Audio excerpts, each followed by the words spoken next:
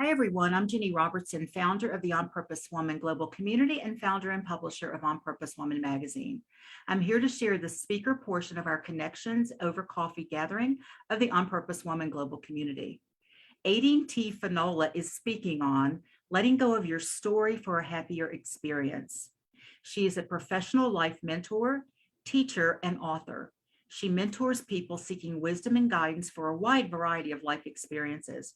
Her expertise is in mentoring straight spouses, exvangelicals, and cult survivors. Her memoir, detailing the insight she has gained on her healing journey to reclaim her life, is called My Exquisite Purple Life: Insights from a Woman Who Never Should Have Made It, But Did. Let's give a nice big round of silent applause for our speaker, Aideen Finnola. Thank you. Am I unmuted? Okay, just got to check that. Jenny, thank you very much for that introduction. And for those of you who don't know what a straight spouse is someone who has been in what's called a mixed orientation relationship. So it's someone who has discovered that they are in it unknowingly to them, that they're in a relationship with a closeted LGBTQ person. And so those are my two areas of expertise, because those are the two areas that I have personal experience with. That's in my memoir. I was raised in a religious cult and then ended up unsuspectingly married to a closeted gay man for 20 years.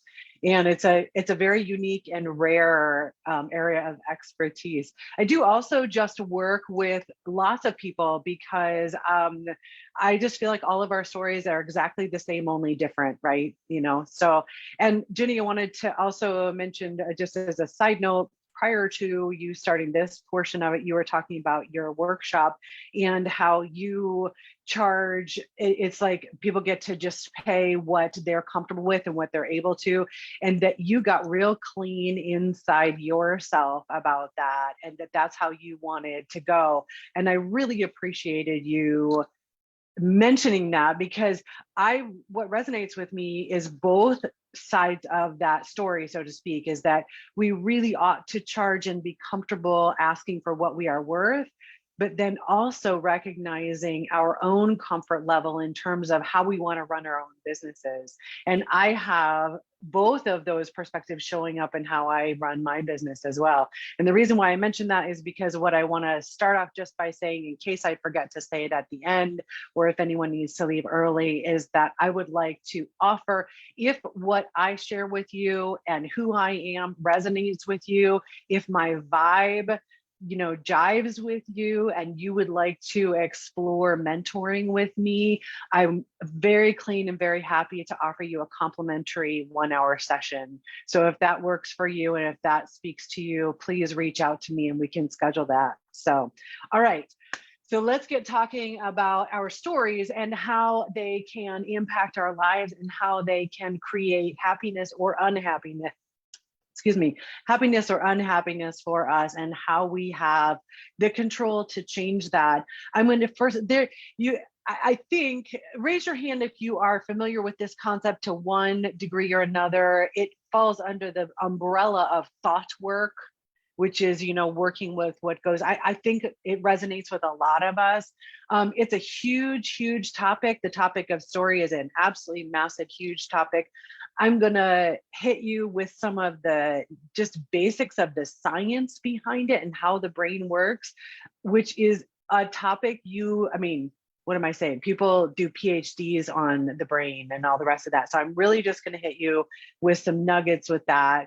Going to look at what goes on and how that story gets created and why we have a choice over that. And then we're going to go into a quick little exercise that's going to help you to just implement some of what I'm sharing with you.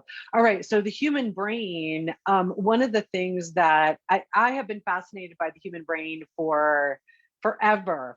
I'm 54 years old, and it is just such a it's definitely a hobby of mine, is studying brain science, brain chemistry, et cetera. So the human brain processes about 11 million pieces of information a day. Nope, a second. 11 million pieces of information a second. Oh, wait, there's another 11 million. And another 11 million. But our conscious mind is only conscious of about 40 to 50 pieces of information a second. So if you think about everything that's coming in through your senses and everything that's going on in your mind at the same time, but you're only consciously aware of about 40 to 50. And the reason why is because there's just no way that we could give our conscious attention to 11 million pieces of information every second. Our brains are very, very impressive, but they're not capable of doing that.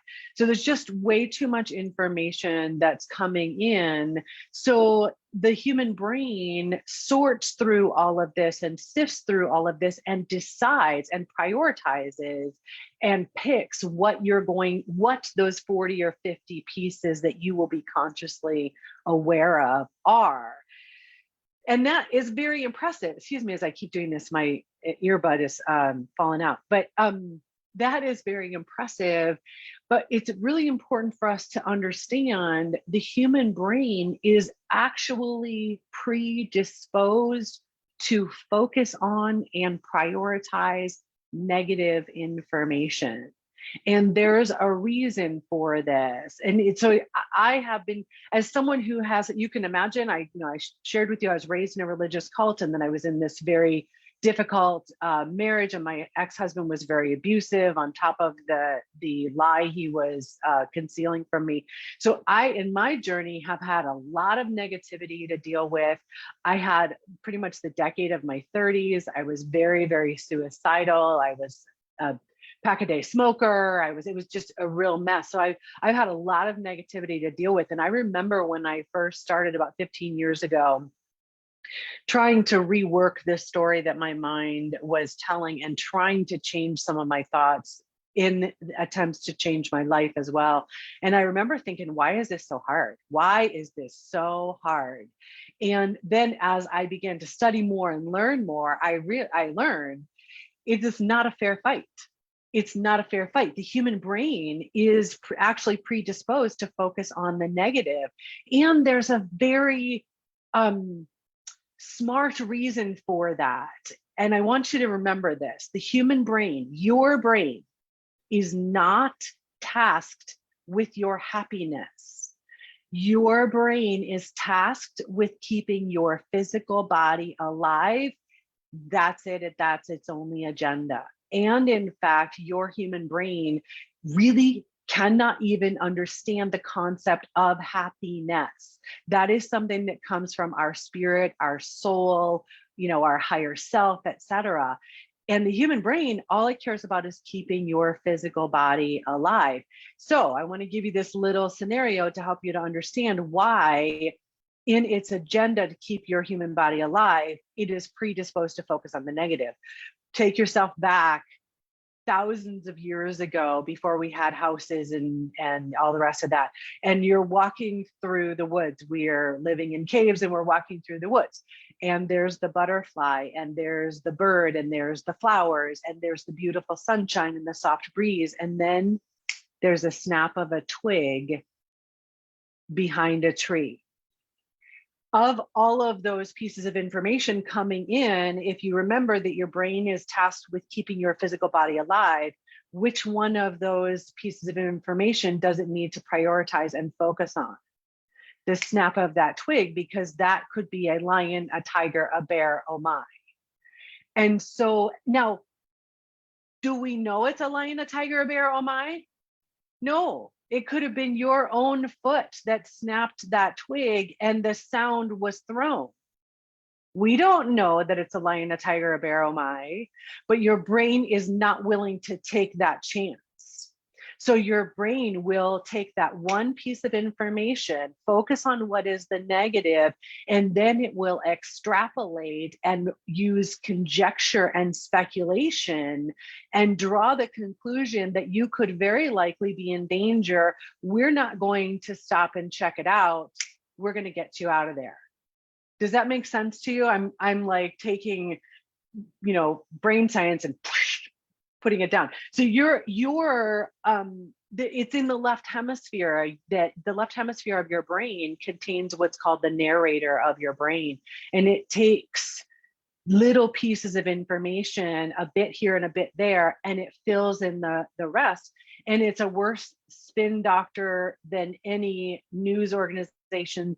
It spits out more fake news than any social media platform.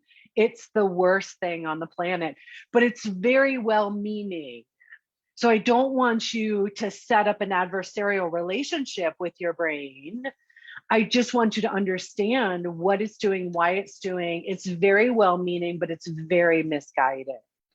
I remember saying to my younger daughter when she was in high school, is when I first started saying, you need to remember that you are the owner and operator of your own brain and not the other way around. If you want some more information about the nitty gritty of the science behind it, if you've ever heard of a book called My Stroke of Insight by Dr. Jill Bolte Taylor, an absolutely brilliant book.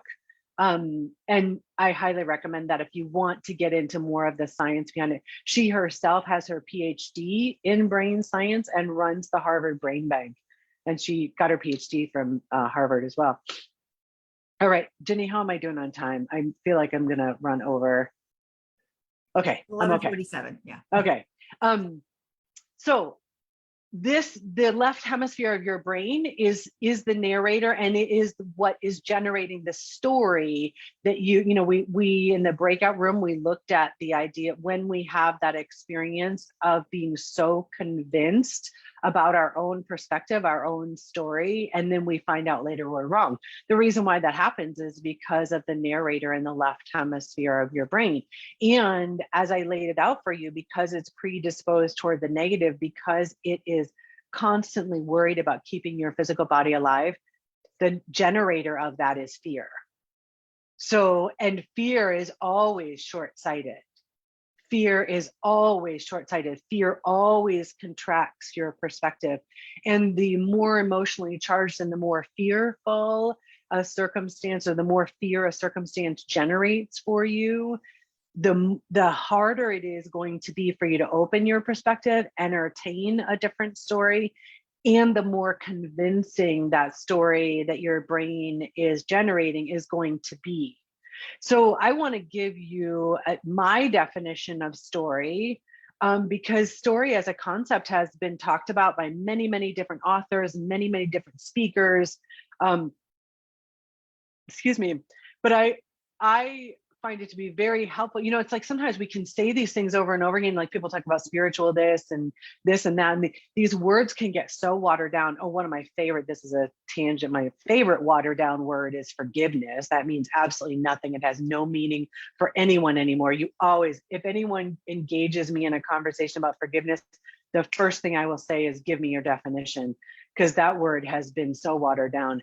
Okay, so my definition of story is the collection of subjective thoughts that your brain is generating in response to an objective fact in your life.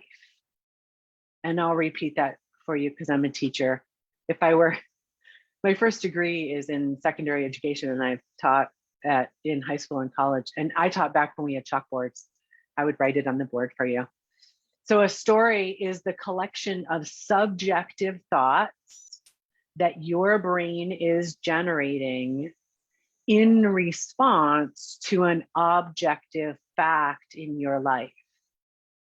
Now, let's get another definition in here. What does subjective mean? We all think we know what that means. The word subjective literally means in the mind. So not in reality. Subjective means it's in your mind. That doesn't mean that we don't have this experience intensely. Just because something is subjective and just because it's in your mind does not mean that you won't be experiencing it intensely. You can be, definitely. And what is so interesting about this definition of story, and then understanding that the word subjective means in your mind, when we look at the intensity of our experiences, especially when we're looking at the painful ones that cause us unhappiness, the unhappiness 99.999999999% is responsible for, or is generated from the story that's in your head. And the only reason why I don't say 100% is because then your mind would be like, that's it, I'm not listening anymore. It's 100%. The pain, the discomfort, the stress, whatever it is 100% coming from the story in your mind, and it's not coming from the actual objective fact in your life. When I first started learning about this and started trying to work this in my own life, when the first time someone told me that it was not the objective fact, that it wasn't that my husband lied to me and deceived me at the altar, that it was actually how the story that I was choosing to spin about that objective fact that was the source of my pain. Y'all, this red hair is real. There's a lot of cuss words that came out of my mouth in response to that. I was like, the hell it is. And how dare you invalidate? How dare you rob me of my entitled victim story, right? How dare you take that from me? Until I had to realize that, yes, but here's the beauty of it. If it is subjective and it is in my mind and it's not out there outside myself, can you see how empowering that is? When you set aside the natural reaction of feeling like you are being blamed, that it's your fault, that you're the reason why you're in pain, and not someone else. Like it takes away your ability to blame someone else. And then and for a moment you could feel like, well, I don't want to be blamed for this. But when you realize that it is inside, then you realize that you yourself have 100% control over it. Yes, right? Yes, 100% control over it. It also means that you have 100% responsibility for it. I'm a writer. I love, one of my tabs saved on my laptop is dictionary.com. I love definitions. And so this is my definition of the word responsibility. You can look it up on dictionary.com. But my definition of the word responsibility, I break it down: response ability. Anywhere that I have the ability to respond becomes my responsibility. Doesn't mean that I have to assume that responsibility. I can choose, I don't want to deal with that today. I don't want to do that right now. That's fine. I can choose that. But if I have the ability to respond, then I also have that responsibility there. So like something that is outside of me. So, people will say, you hurt my feelings or you made me angry. I cannot make you angry because I don't have any ability to respond there. That's where you have the ability to respond.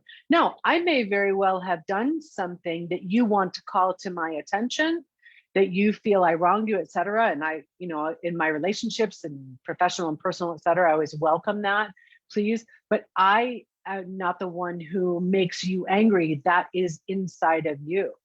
Sorry, that was a bit of a tangent. All right, so if you change your story, you can change your experience. And I want to give you a little example from a book. This book is really quite old. It's from the 70s, I want to say. It's a book called The Hiding Place by Corrie ten Boom. Is anyone familiar with that story or that book? Okay, good. So Corrie ten Boom and her sister Bessie were put into Ravensbrück. They were not, this is during the Holocaust. I'm sorry, I didn't give that context. They were not Jewish. They were in Holland and they were Christians and they were hiding the Jews and sneaking them out. And they got caught. And so they got thrown into Ravensbrück. Her sister Bessie died in Ravensbrück and she survived, was released, and went on to write a story about their experience. I don't remember much of that book because I read it decades ago, but there is a story within that book that has never left me, and it was so profound. And when we talk about our ability to choose our own story and our own perspective, I think nothing shows it more than this. They were in the barracks, the women's barracks, and there was an outbreak of lice that was so bad that they could see it on their arms. Like you could see the lice. I mean, it was so disgusting. It was not just in their hairs, it was everywhere. And it was so disgusting. And as Christians, their practice was, this is in scripture. I don't know how many of you have that background, but there is a Bible verse that says, in all things, give thanks. And so Bessie said to Corey, we need to give thanks to God for the lice. And Corey was like, oh my goodness. You can imagine she probably said some other things. And she said, no way, there's no way. And she said, give me one reason that I should be thankful for this lice. And you want to know what Bessie said? Because of the lice, the guards are not coming into the women's barracks and raping us. Lice, rape. Okay, I'll take the lice. So we always have that choice. We have that ability. It's an objective fact. There was an outbreak of lice that was so bad that their whole bodies were covered in it. That's an objective fact. Then they got to choose the story, the collection of subjective thoughts that they wanted to focus on, right? And we all have that choice. We all have that ability. So we can always choose a different story. Better yet, I want to throw out this challenge to you. What if you dropped your story? What if you just had no story? What if you just had the objective facts of your life? I don't know how many of you are familiar with an author and a spiritual teacher named Byron Katie.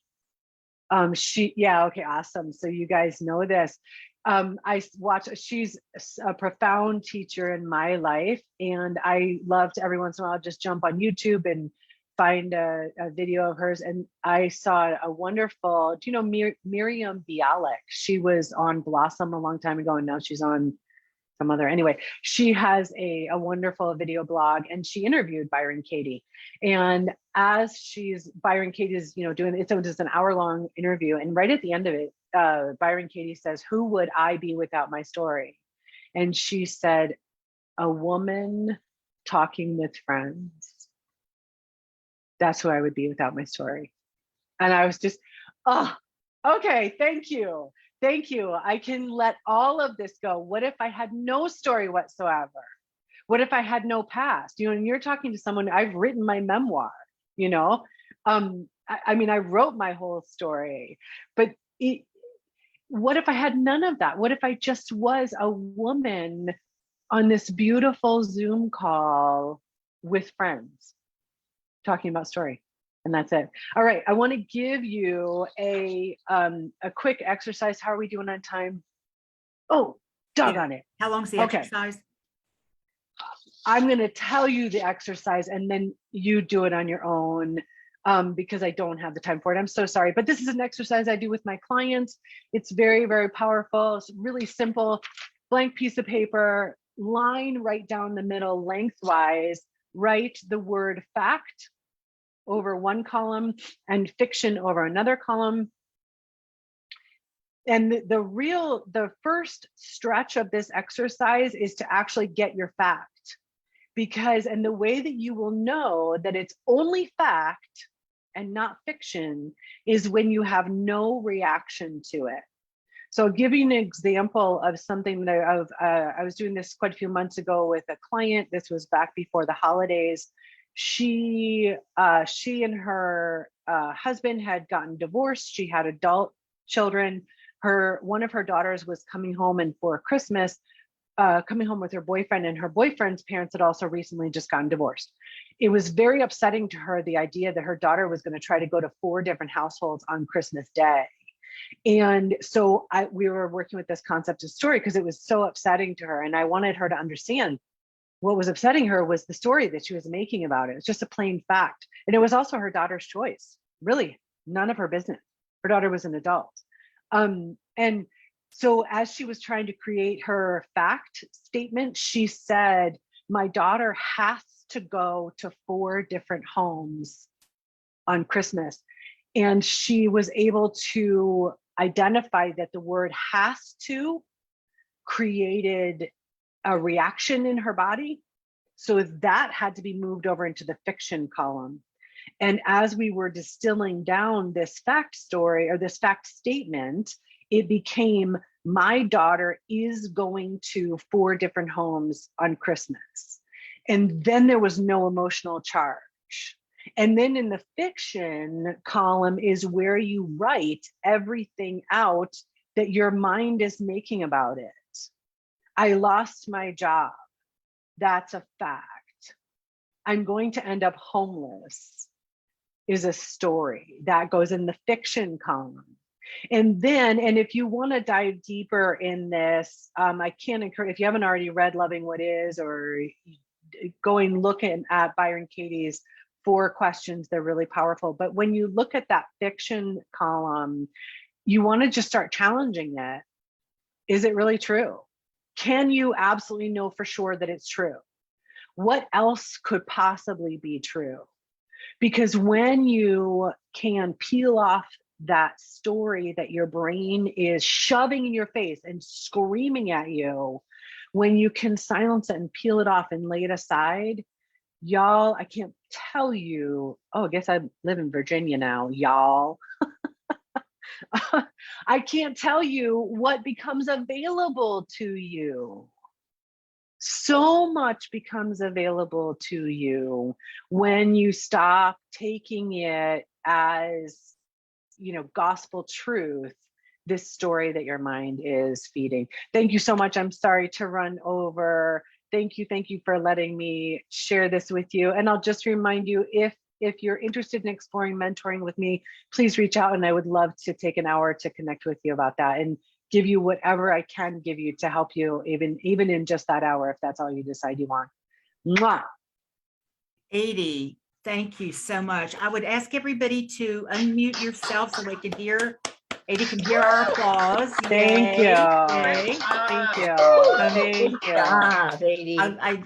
I love how you put things in a little bit different way than what I'm accustomed to hearing it. So thank you. Thank you for your wisdom, for your passion, and all of that. And I want to thank anyone who's watching this live or the replay. If you'd like to join us for one of our 11 free Zoom gatherings a month, or an in-person in Richmond, Virginia, or Charlottesville, Virginia, comment below, and I'll tell you how to do that. You can also go to my website, opwgc.com, and find out all about our community. I should say, if you don't mind me saying one last thing, Jenny. Go ahead. I'm not on any social media at all. That is my own personal journey. That is not my jam. But you can find me on my website, AideenTFinnola.com.